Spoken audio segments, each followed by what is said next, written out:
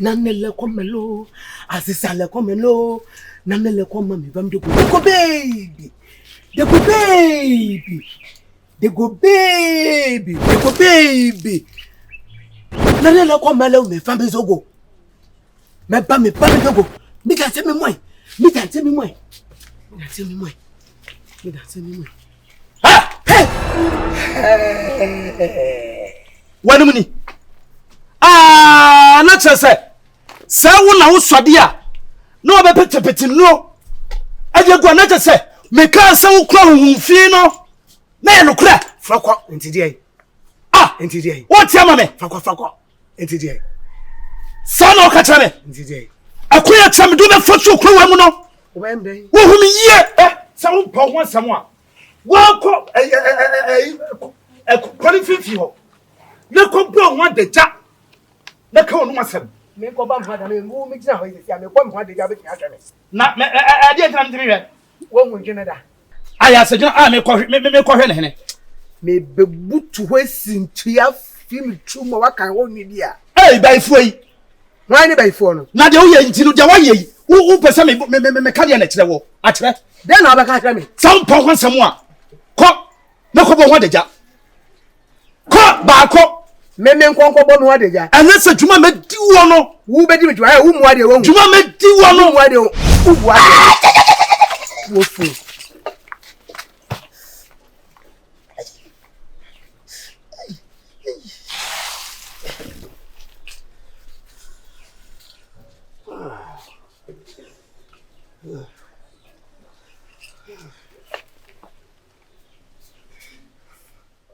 You see, now at a point, person coming before ko baby me wono. Because many people are arguing home. But as my papa can say, until say ebusua for no be approve no. Minti me fa won sa. Okay. It's say the way a manner this your auntie is treating you, know. In fact, it baffles me a lot. Okay, and I can't keep watching say Danny Daniel and not for this kind of treatment. No. You know, you're so beautiful to go through all these stresses. Right? But you're also there, stress-free. Okay, you won't wash. A dear cry now be do bit me I and say be a diani be a bit me I day. I'm not my yeti. You know Mediani that. That's what I say. At the point the cry I can even cook for you to eat. I just want you to, you know, feel okay in life. Oh, now we try to gain this and money be too good. But you make an answer say. All right, it's a mystery. My name dear say one to the minimum say you betiasi. You say one to the day you betiasi. But I strongly believe say if you talk to your uncle, which I believe someday definitely obit me at say. What do you think? And also be in whole style. No, they work at my uncle no has say what to cry. It's in now be you say Kim. Menebekasa. Okay. Na de o biano.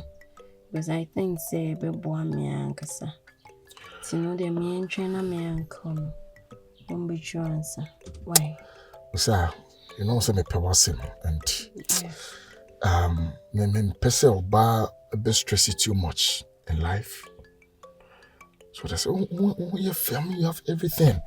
Didn't I will say, you know, baby say you now go through stresses. Stresses upon stresses. Please, one can buy a fatunenim or buy a fatunenim. Say now, so now, you should the way forward. Okay, thank you so much. Okay. So we're dreaming.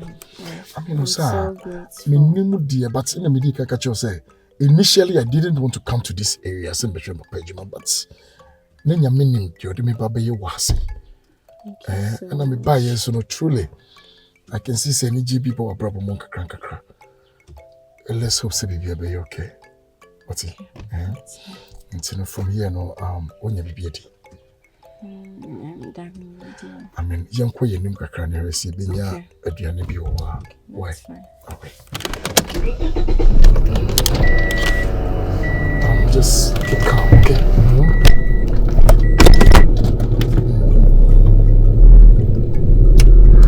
You'll be fine, right? Alright. You're welcome.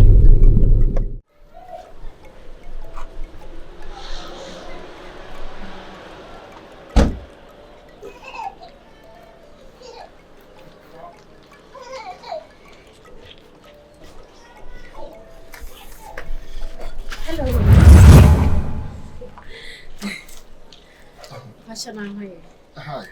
It's to say, Pantang. You see, we a nice girl. So more for eh? Hey, you come off for money, you come off for you feel more in a year. Show me sweet. What's it? Just be a good girl. Also, we a nice girl. Tell. You see. You're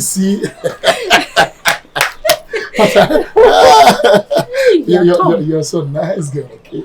All right. What you doing?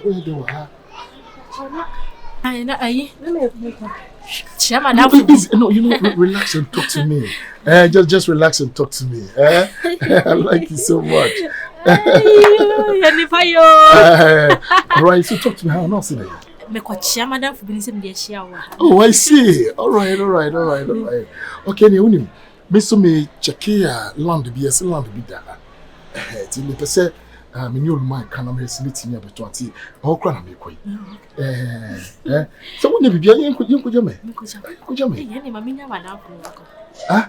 Me kuja. Kuja me. Wada afro dia no. Kuja me what? You Let's go. I like you so much. Why me? Me facha me na menim de na me ye. Menim de na me je. All right. I'm no bo wa. I mean, sometimes I ain't taking your mouth for better. What's it?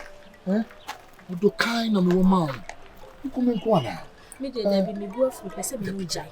Oh, we me jai. Oh, me no jai fi see dem hu ye. My minister na be afichi na ni ahwe me no. Oh, I nessa. Oh, e na me see entie obia.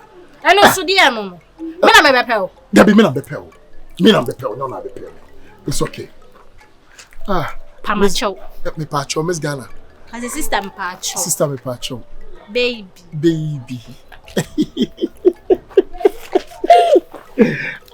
Sound perfect.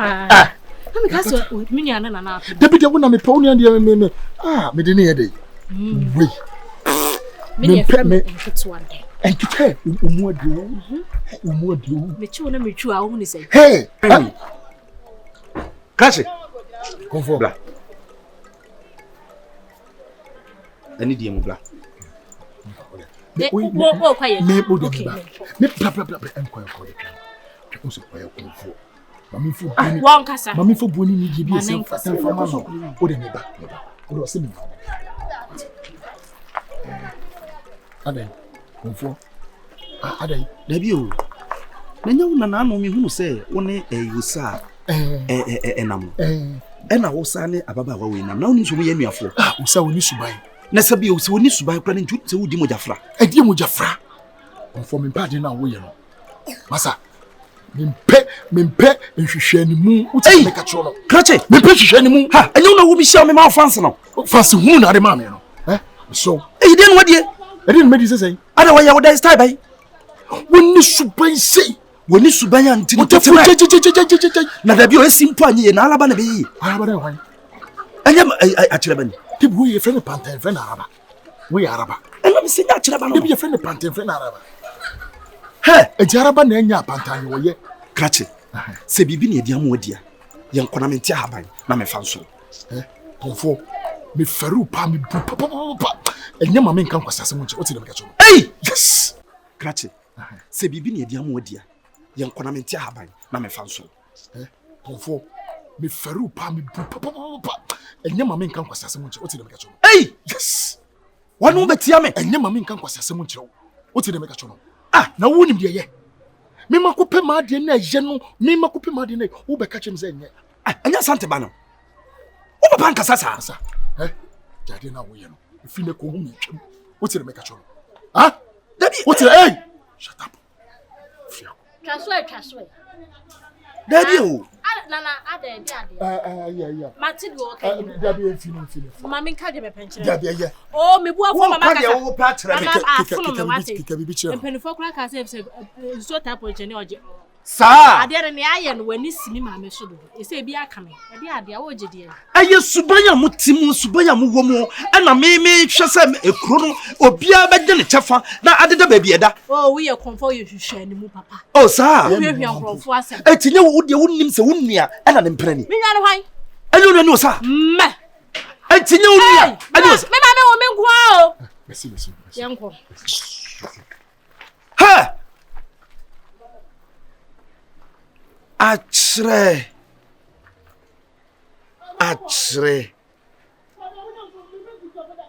enti akyere ya saa asa de ni tumi no asa age ne bei awade afiri nsam na me bo akyere tumi be no de ya adwumenti no sabe aburu sabe nyado me wura akyere nananom me nananom samanfo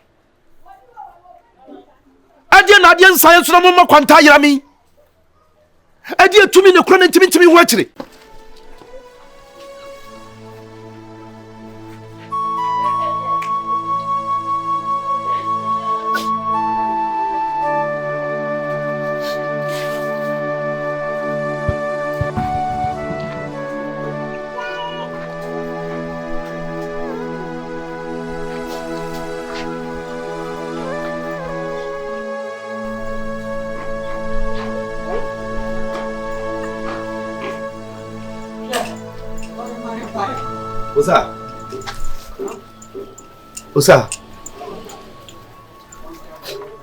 Osaa.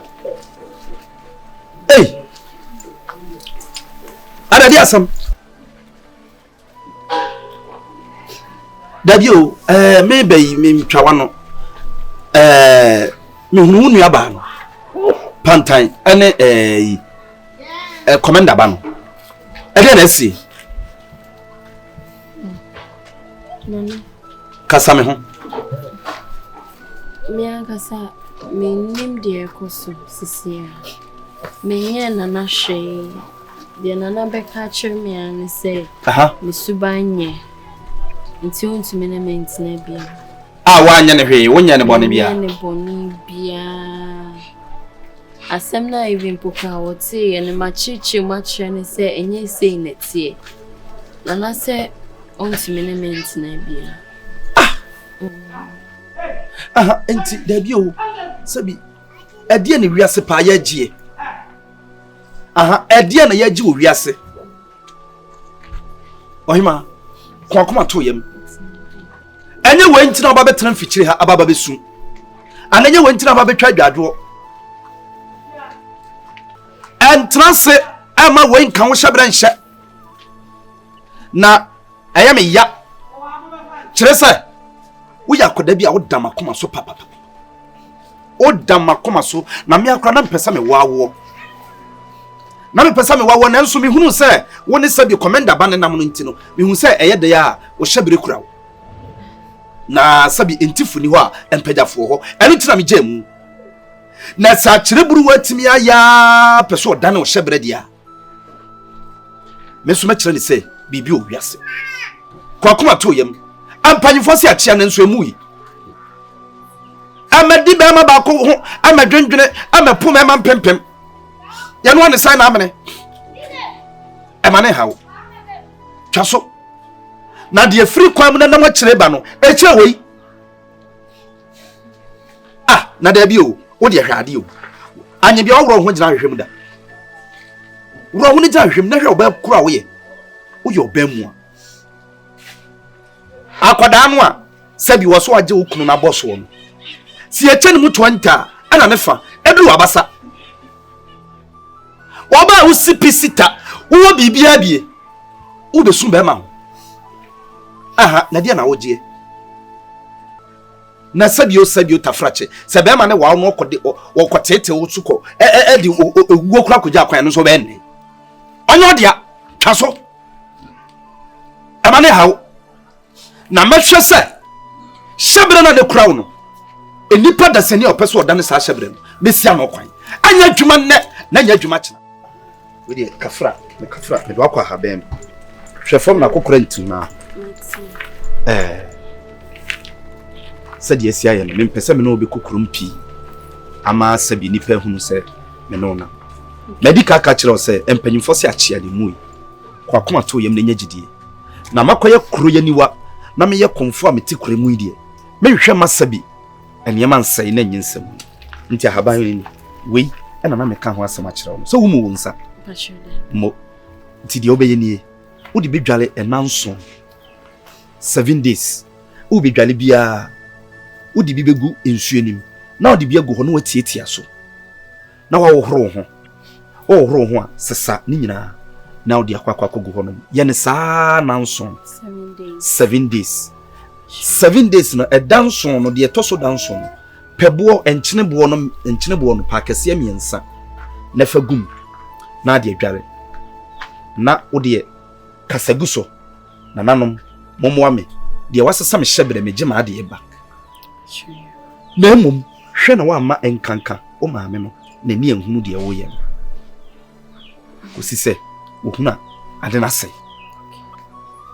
na me kame na nanam tam kase me ka konwa kase a me teso e kame na kwa awure kame nanam samanfo se wo so Tumi na se wo sesabi wonde nani atra nani nton a we nso mra ho ne nhwade e jafoforo bi beba ho na wuye sa kwankire we nyina awia de adiso no me de beto aso na bibia adaye me no kra me nyaaya anka me ma wokọ me ho e ma akoye ne nso ene enipa ekasa ene nipa nsem wo beba me hoyi na wo ba betena me hoyi yenim de enipa nim de obeka me nso so me mpedi nsaye sabi me ye Komfo me bu me ho kroyim entu de ye ma me na se obedi emra no so pepepe enumre nko aye na enumre nko a why enumre de besi bia nso wo de obetimi aba no aba bebo mama what's ubu nsa o ye na ubu nsa jai misrew o ye na ubu nsa jai why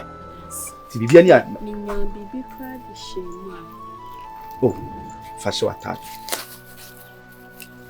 nefa mfichia why